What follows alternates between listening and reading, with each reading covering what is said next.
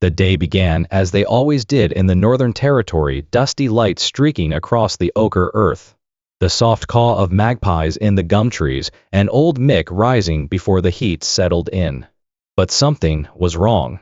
The moment he stepped into his garden, the air shifted. The neat rows of beetroot and silver beet were gone, ripped from the ground like someone had stormed through in a frenzy. Carrot tops lay mangled, vines snapped, fencing pulled clean out of the earth. Footprints told the story. Wide, deep, cloven, wild pigs. Not just one, but many. Mick exhaled sharply. Rusty, his red kelpie, sniffed the damage, ears pinned. The garden wasn't just a hobby. It was Mick's routine, his pride, and, in many ways, his company. Since Maureen passed, the garden had kept him going. By midday, word had spread through the town. A neighbor came by with a rifle. Another brought pamphlets for poison bait. "You've got to stamp it out now, Mick," someone said. "Once pigs know where to eat, they won't stop." Mick didn't answer, just stood with one hand on Rusty's head, staring at the destruction. That evening, instead of laying traps or scouring the forest with a gun, Mick filled a crate with bruised fruit and pumpkin scraps and walked it to the edge of the forest. There, beneath a ghost gum tree, he laid the food out gently. Rusty watched silently. Mick sat on an old crate and waited. When nothing came, he nodded once and went home. The next morning, the food was gone. So he did it again. Day after day, Mick left scraps at the forest edge. At first, he saw nothing. Then, a flicker of movement. Ears. A shadow. Eventually, the boars came while he was still there. One sow, lean with a torn ear, returned again and again. He named her Matilda. Rusty lay beside him, watchful but calm. Mick began talking aloud, not to the pigs exactly, but around them. He told stories. About Maureen. About the flood in '78. About how the world had gotten louder and faster, but he hadn't changed. The pigs listened, in their way. They stopped coming to the garden. They waited at the ghost gum, dawn and dusk. A rhythm formed. The townspeople called him mad. Old Mick's feeding pigs now, they said in the pub. Letting the problem grow. Teenagers came once to gawk, but the pigs stayed away. Mick found their cigarette butts and boot prints by the gum the next morning. He said nothing. Cleaned up. Left more food. And still the pigs came. Never tame, never close, but present. That night, Mick wrote in his battered notebook. They stopped raiding. Maybe they understand peace better than we do. Under a moonlit sky between man and beast, a truce had begun. The sun rose slower these days, or so it felt to Mick. Each morning, he shuffled down to the edge of the forest, with Rusty trotting faithfully beside him. A crate balanced in the wheelbarrow filled with discarded greens, pumpkin rinds, soft apples. He'd leave the offering beneath the ghost gum, then sit on the bench he'd fashioned from scrap timber and wait. At first, only silence greeted him, but slowly, the forest stirred. Matilda was always the first, her torn ear visible even in the half-light. Then Bristleback, snorting and stamping. The piglets, bolder now, skittered around the edges of the clearing. They didn't come close, but they no longer feared him. Mick talked while he sat about the sky, the stubbornness of kangaroo grass, the memory of Maureen's bread. Whether the pigs understood didn't matter, they listened in their way. The garden had begun to recover. What was left, Mick enclosed with sturdier fencing, but the pigs had stopped raiding. That, in itself, was a small miracle. Yet word spread quickly in a town like theirs. Mick's gone soft, some said. Feeding the enemy.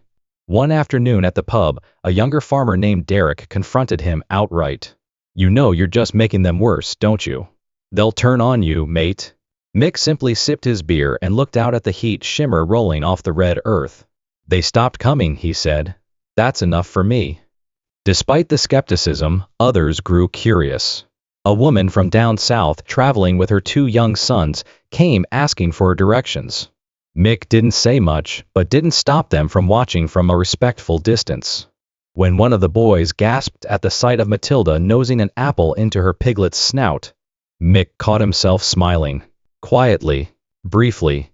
He didn't charge admission, didn't boast. He just watched. He began keeping in notebook weather patterns, feeding times, how Matilda limped when the weather changed, how Bristleback grunted twice before lying down. He started calling them the mob. The names multiplied.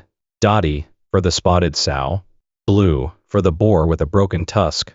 Rusty, once wary, now sat calmly by his feet, ears twitching but tail still. One evening, Mick found a sick piglet left behind. It shivered beneath the ghost gum, ribs stark against loose skin.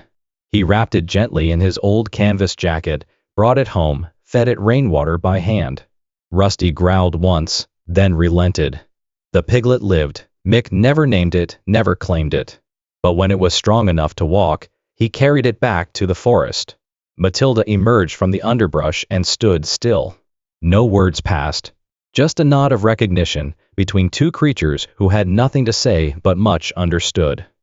From that day on, the pigs lingered longer, not just to eat, but to be. The balance held. Not of ownership, not of training, of trust. And deep in the shade of the ghost gum, where silence used to reign, something like peace took root.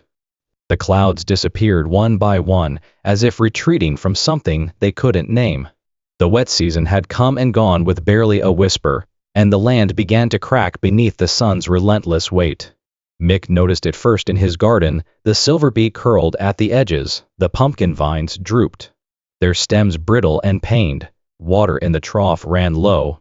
The dam shimmered with a film of algae where once it brimmed with reflections. Even the ghost gum seemed quieter. The pigs stopped coming. At first, Mick thought it was the heat. Then, perhaps they'd moved deeper into the bush to find shade or moisture. He left scraps anyway, waited each morning, sat each evening. Nothing. Not Matilda. Not Bristleback. Not even the noisy piglets that used to scatter at the sight of a bird. Rusty sniffed around the tree line each day, ears perked, but even he grew restless. On the fifth morning, as dawn broke like dry glass, a low bark from Rusty brought Mick to the door. There she was. Matilda stood alone in the clearing, her once strong frame lean and shaking. Her tusks were dusty, her eyes too wide. She paced in a slow half-circle, then turned and looked back toward the forest. She didn't want food. She was asking him to follow. Mick didn't hesitate. He grabbed his water flask, slung the old canvas pack over his shoulder, and whistled for Rusty. Matilda had already disappeared into the brush, but her trail was clear prints deep and frantic in the baked earth. They walked for hours, deeper into parts of the bush even Mick hadn't dared tread in years. The ground grew rougher, shaded by thick scrub and broken eucalyptus. Thorny limbs tore at his sleeves. Rusty trotted ahead but always circled back. Mick stumbled once, twice, but kept going. Matilda never strayed too far, always waiting, always leading. Finally, in the cool shadow of a stone bluff, beneath a shelf of red rock scarred by time, Mick heard it. A trickle. Not the wind, not imagination. Water. He pushed through a curtain of ferns, and there it was, a spring, hidden and quiet. Nestled into the earth like it had been waiting all this time. Clear water bubbled from a mossy seam and filled a natural basin no larger than a washtub. Mick knelt beside it, cupped his hands and drank. Rusty followed, lapping with grateful gulps. Matilda didn't drink right away. She simply watched him, then turned and disappeared into the trees. Mick sat in the shade for a long time. He marked the trees on the way back, tied pieces of blue cloth to the bark. That night, under a starless sky, he wrote in his journal. She remembered where we forgot to look. I will not forget this. The next day, he filled the ute with barrels and jugs, headed for town, and prepared to tell the others. He didn't know if they'd believe him. But they'd drink. The barrels sloshed in the back of Mick's ute as he rolled into the village, the tires cutting through dust and heat shimmer. At the general store, a few townsfolk sat slumped in plastic chairs, eyes sunken from drought and worry. Cattle were dying. Wells had dried to a whisper. No one expected what Mick had brought. He didn't say much, just opened the tap on one of the barrels and let the water pour into a cracked tin basin, clear. cold, clean. For a moment, no one moved. Then a boy dipped his fingers in, tasted it, and shouted, "It's real!" Word spread like lightning on dry grass. That same afternoon, half the village followed Mick in a convoy of trucks and trailers, bumping along the rough trail marked by blue cloth tied to tree limbs. When they reached the bluff, some still didn't believe until they saw the spring, burbling steadily beneath the red rock. Children dipped hats and filled bottles, mothers cried. Elders just stood in silence. "Where'd you find this, Mick?" someone finally asked. Mick shrugged, glancing toward the tree line. "Didn't find it. I was shown." The villagers stared. A few laughed uncertainly, but none questioned it again. In the weeks that followed, the spring became more than a source, it became a gathering place. Water lines were rigged, barrels set up, hand pumps built. Mick helped where he could but stayed quiet. He wasn't looking for recognition. He only asked that no machines be brought too close to the forest. "Respect it," he said. "It gave before, it can take too." Matilda returned only once. She stood at the edge of the clearing where the ghost gum met the scrub, watching as children played by the spring. Mick saw her. He didn't call out, just tipped his hat. She blinked slowly, then vanished into the bush. A girl from the school painted a mural on the water tank, a wide-eyed pig beneath a ghost gum tree, with the sun rising behind it. The teacher invited Mick to speak at assembly. He declined at first, but agreed when asked to read from his journal. That day he read aloud. "Trust, once broken, is hard to grow again. But if you feed it gently, quietly, like you'd feed a frightened thing, it might surprise you. Might even save you." He didn't see the crowd rise to applaud. He was looking out the window, toward the gum trees. Some nights, townsfolk came and left scraps near the old ghost gum. Just a few, a half-eaten apple, a handful of melon. The pigs didn't return often, but when they did, they never crossed the fence. Mick's notebook grew thicker. Now children asked to see it. Tourists came with cameras. One day, a small wooden sign appeared at the trailhead. "Kindness fed us." Mick didn't carve it, didn't ask who did, but he ran his fingers across it every time he passed, just to make sure it was still there. Time moved slower in the territory, like the land didn't see the point of hurrying. The rains came late, as they often did, but when they came full, drumming on tin roofs, washing the dust from every leaf, filling gullies and swells and damming the spring like a blessing. The garden grew again. Fat green leaves, stubborn squash, tomatoes bursting with juice. Mick walked among them each morning, thumb grazing over soil and stem. Rusty, older now, limped more than he ran, but he still followed, tail flicking. The pigs didn't visit as often now. They didn't need to. But sometimes, early at dawn or just before dusk, he'd spot them shadowed outlines at the forest's edge. Matilda still came but only watched. Her new litter skittered behind her, already learning to move softly through the bush. Mick never approached, just nodded.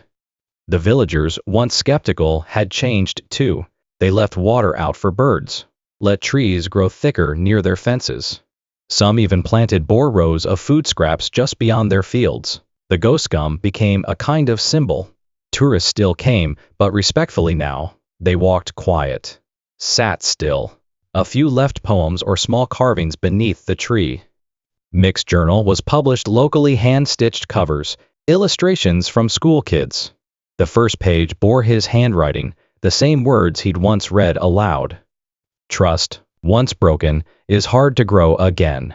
But if you feed it gently, quietly, like you'd feed a frightened thing, it might surprise you.